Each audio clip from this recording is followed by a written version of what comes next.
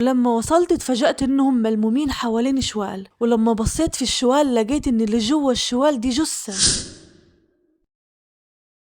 كنت صغيرة جدا، يدوب كان عمري ياجي 4 سنين. اللي فاكراه ساعتها إني كنت عايشة مع أمي وأبويا في بيتنا، وأمي كانت حامل. وطبعا إحنا عايشين في قرية نائية في الصعيد. في الوقت ده ما كانش فيه رعاية صحية بالحوامل، لا دكاترة ولا عيادات ولا مستشفيات، والست اللي بتحمل ما كانتش بتروح غير عند الداية. أفتكر وقتها كانت أمي وصلت للشهر السابع، تعبت جدا وحصل لها طلق مبكر وولدت، واكتشفنا إن أمي كانت حامل في توأم، والتوأم كانوا ولدين. وبما إنها ولدت في الشهر السابع ولادة مبكرة، فالأطفال نزلوا تعبانين، وعلشان ما فيش في بلدنا لا مستشفيات ولا حضانات، فالأولاد دول قعدوا كام ساعة كده وبعدين توفوا. أمي زعلت عليهم جدا وقعدت تبكي، وما كانتش لا بتاكل ولا بتشرب، وجت لها حمى نفاس، وبعدها كمان بكام يوم أمي توفت. أنا مش فاكرة شكل أمي ولا ملامحها، بس أنا فاكرة كويس لما ماتت وصراخ جدتي عليها، وكمان فاكرة شكلها وهي نايمة على السرير ومغطيينها بالملاية. ماتت أمي والدنيا شالتني وحطتني من بعدها.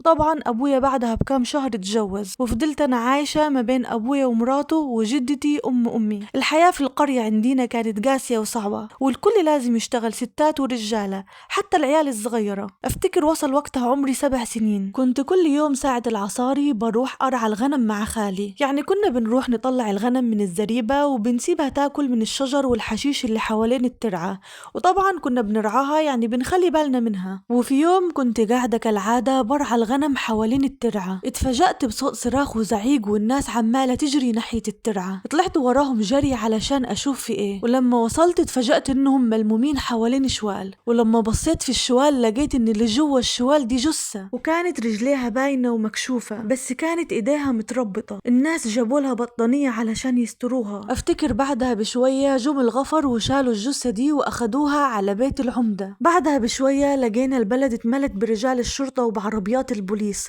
كنت أول مرة في حياتي أشوف عربية البوليس. طبعا فضلوا يحققوا علشان يعرفوا مين البنت دي ومين اللي عمل فيها كده. أنا كنت طفلة صغيرة، عمري يدوب كان 7 سنين، ومنظر الجثة دي رعبني. ولما روحت البيت فضلت في الأوضة خايفة ومرعوبة ومش عايزة أطلع منها. ولما كان بيجي عليا الليل كنت بقعد أصرخ واتنفض، وكنت بتخيل منظر الجثة اللي شفتها دي وشكلها وجسمها المنفوخ ولونها اللي كان زي التلج من المية. كنت بشوفها داخلة عليا من تحت عقب الباب. فضلت على الحالة دي كم يوم، بس لما أبويا لقي إن حالي بقى صعب، ولا كنت باكل ولا بشرب ولا حتى كنت بنام، فأخدني ووداني عند شيخ علشان يقرأ عليا ويرقيني. ولما رحت للشيخ قال إني اتفزعت من المنظر، وفضل يقرأ علي قرآن، وقال لأبويا هو كمان يفضل يقرأ لي قرآن بالليل وشغل الراديو جنبي على إذاعة القرآن طول الليل. وفعلا عملنا كده، وأخدت فترة لحد ما رجعت الحياة الطبيعية. الحياة رجعت تمشي بشكل طبيعي في القرية. احنا قريتنا كانت في منطقة جبلية بعيدة عن الخدمات وعن العمار، وعلشان كده أنا ما كنتش بروح المدرسة، وكنت بقضي وقتي إني أرعى الغنم وإني أكلها وأشربها. فضلت على الحال ده فترة، وجثة البنت الغرقانة دي ما كانتش بتروح من بالي. كان نفسي أعرف هي مين وإيه اللي حصل لها ومين اللي عمل فيها كده. فضلت الناس فترة تتكلم في الموضوع ده، والبوليس والعمدة والغفر كانوا بيحققوا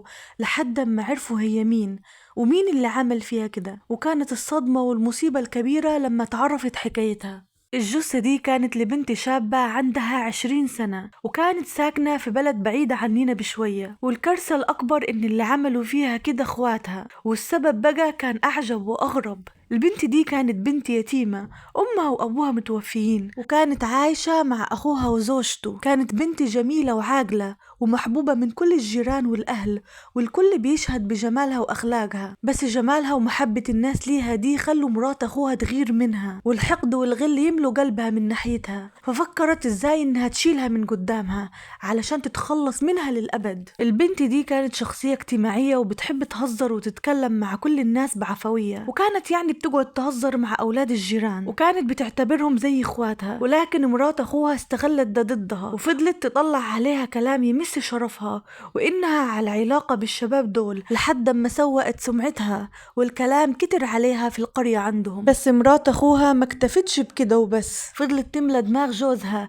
وتقوله إنه أخته مش كويسة ومشيها بطال وإنها فرطت في شرفها.